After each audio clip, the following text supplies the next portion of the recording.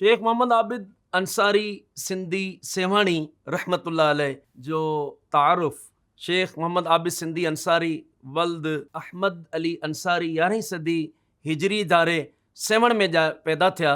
हिन इब्तदाई तालीम सेवण में ही हासिल कई। संदस ॾाढो इल्म ऐं फज़ल जो मालिक मखदूम मोहम्मद हाशिम ठटवी रहमतुल्लाह अलैह जे शागिर्दनि मां हो ऐं संदस लक़ब शेखुल इस्लाम हो।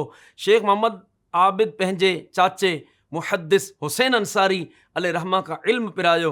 कुतुब हदीस जी सनद जंहिंजो सिलसिलो सिंध जे अज़ीम मुहद्दिस अब्बुल हसन कबीर सिंधी रहमतुल्लाह अलैह सां मिले थो ऐं अल्हम्दुलिल्लाह संदस चाचे खां पाण इल्म हदीस हासिल कयाऊं। इन खां पोइ शेख मोहम्मद आबिद यमन जे इल्मी मरकज़ ज़ुबैद में सुकूनत इख्तियार कई। उनजे वॾनि आलिमनि ऐं मजाज़ जे आलिमनि खां बि इल्म हासिल कयाई। इन खां पोइ पाण यमन जे गादी जे हंधि सना में आया ऐं उते जे इमाम ऐं वाली जो शाही तबीब थी रहिया। उन जे वज़ीर जी धीउ सां साईं जिन जो निकाह मुबारक थियो।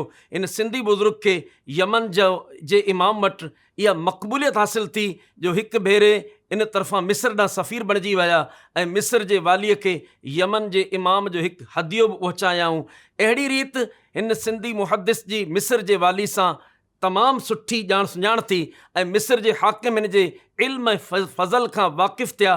शेख मोहम्मद आबिद सिंधी खे इल्म तिब खे दस्तरस हासिल हुई।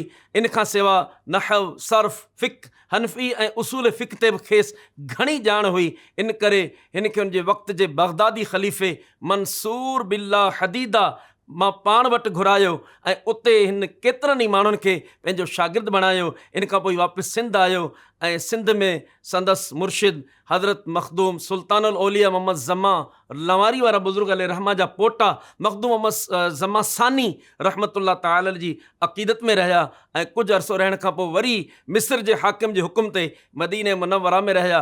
जितां जे आलिमनि खेसि यानी मदीनतुल मुनव्वरा जे उलमा रईसुल उलमा जो लक़ब ॾिनो ऐं पाण उते ई रहिया ऐं जेसि ताईं ज़िंदगी बाक़ी रही तदरीस तालीफ़ तसनीफ़ जे कम में मशगूल रहिया ऐं साईं जूं लिखियल किताबूं अल्हम्दुलिल्लाह अॼु बि पूरी दुनिया में मशहूर आहिनि। मखदूम शेख आबिद सिंधी अंसारी रहमतुल्लाह ताला अलैह जेको सेवण में पैदा थिया मदीने में मुक़ीम रहिया ऐं आख़िर में मखदूम आबिद सिंधी अंसारी 1257 हिजरीअ में 1841 ईस्वी में दुनिया मां पर्दो फरमायो ऐं जन्नतुल बक़ी मुस्तफ़ा करीम सल्लल्लाहु अलैहि वसल्लम जे क़दमनि में आरामी थिया।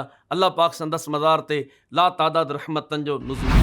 Social media Sindhi Dawat Islami platforms के लाइक्स फॉलो शेयर कयो सब्सक्राइब कयो।